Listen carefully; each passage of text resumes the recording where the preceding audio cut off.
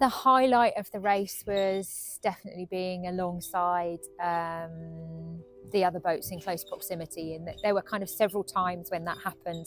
So there was one time when I was close with Sam Goodchild and Tom Orion. I could see them on AIS. And then I spent 2 days with Justine Metro on Teamwork Team SNEF, which was incredible. And then another kind of 36 hours where I was in close proximity with Justine and Sam Davis on Initiative Ger and Johan Risham on Arkea Paprec. And that was just incredible. They're all such massively good sailors. They're consistently top 10. In fact, top 3, 2 of those, 4 of them. So to be with them on the racetrack and staying with them was just brilliant. Lows, I messed up strategically. I messed up the final depression that I went through, the centre of the depression after the Azores, and I missed the opportunity to tack. I fell asleep, and I missed the opportunity to tack by about 10 minutes, and that meant I lost the pack, and it's difficult to get over the disappointment that you feel in yourself when you make a mistake like that. I am very nervous before race starts, and I've been thinking about why that is. And on the one hand, it could be seen as a lack of confidence in myself, but I actually think it's the opposite. I think I just have a huge amount of respect for my competitors. I know how good they are, and that makes me nervous because I can see that. I feel pressure around not letting people down. So many people have invested so much of their time, energy, work, money, belief into our campaign, and it's up to me to make the most of the opportunities that I've been given, and I just don't want to let people down.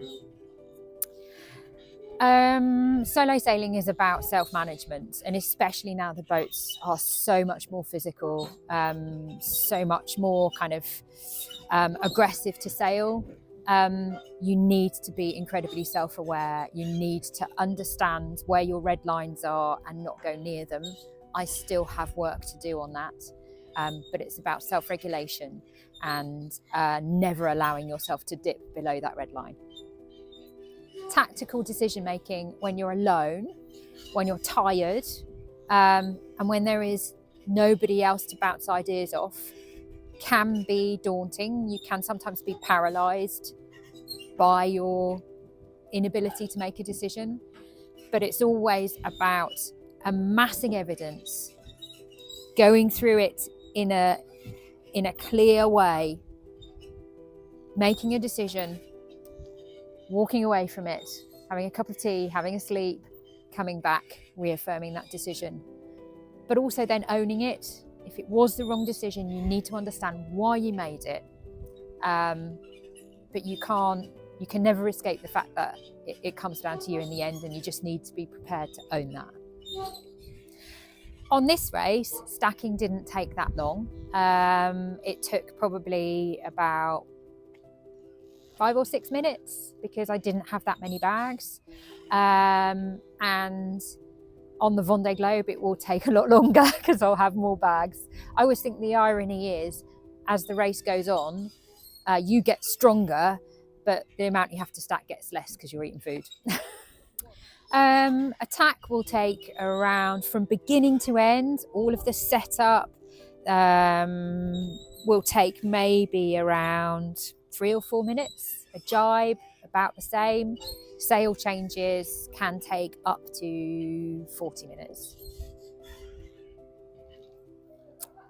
No, I'm happy with the strategy I took on the New York Vendée. I think probably I wasn't as together as I could have been at the start, but we know that starts are one of my weaknesses.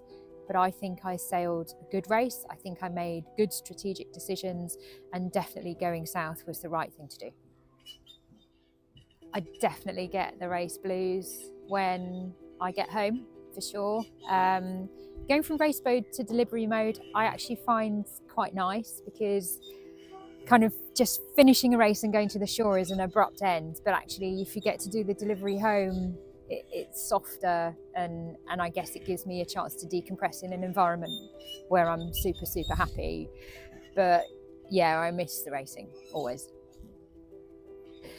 Our team is small, but it's mighty.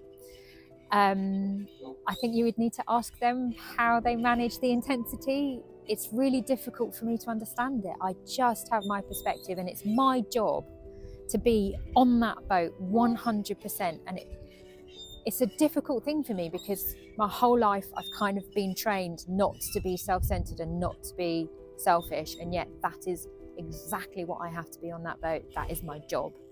And so I can't imagine how they feel, and I think they should tell you how they feel. We try to celebrate at the end of each race, but it's not always easy because we're a foreign team, and when the race starts are in different countries, we still have to get the boat back to the shore. But celebrating is a really important part of our journey. I was also sad not to come into Les Sables d'Olonne, but because the race was much longer than expected, the race organisers changed the whole programme, and when I arrived it was in the middle of the prize giving, and I was kind of told there was no need for me to come in. And for us, being a foreign team and having our refit looming and having cranes booked and everything, we were already late getting back to the UK, so we just made the decision it was best to go straight back to the UK, and I had a crew come out and join me for that delivery back. We have come straight to Gosport post New York Vendée, and we're just going into a 6-week refit now. We hope to be back in pool the end of the last week in July. Once we get back in the water, we have just 3 months, August, September, October, until the start of the Vendée. So we're going to have to use our time very carefully. For me, August and September is about training, testing, consolidating, just making sure that we have done as much as possible to enable me to consistently sail the boat fast. And also just doing the final checks on all of our work, making sure there are no weaknesses, nothing new that's crept in. Hopefully we will have some new sails to test and to try. And then in October, I hand the boat over to the technical team. They will do the final Vendée preparations, and we have to be in Les Sables d'Olonne for the 3-week race village that goes on before the start. So we have to be there mid-October. Since we announced that we had lost a sponsor for our final year, the response from you, from our fans, has been absolutely incredible.